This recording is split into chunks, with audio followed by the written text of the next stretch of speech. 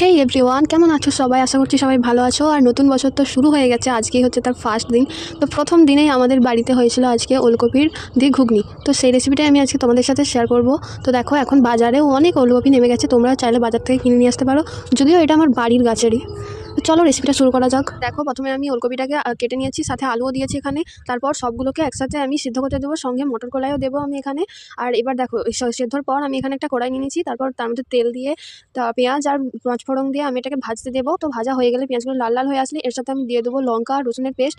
তোমরা চাইলে এখানে টমেটো ইউজ করতে পারো, আরও ভালো লাগবে। তো যাই হোক, আমাদের এখন মশলাটা কষিয়ে নিয়েছি। তারপর আমি এখানে দিয়ে দেবো সেদ্ধ করে রাখা আলু আর ওই যেগুলো সেদ্ধ করেছি সেগুলো সব দিয়ে দিচ্ছি আমি এখানে।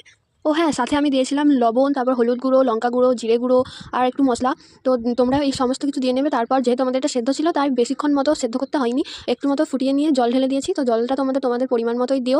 এই যে এখানে জল দেওয়ার পর আমরা এখন নামিয়ে নেবো, তাহলেই রেডি হয়ে যাবে আমাদের ওলকপির ঘুগনি। তো খেতে কিন্তু জাস্ট ফাটাফাটি হয়েছিল। তোমরা অবশ্যই বাড়িতে বানিয়ে খাবে। নিউ ইয়ার কেমন সেলিব্রেট করলে তোমরা অবশ্যই আমাকে কমেন্টে জানিও। বাই।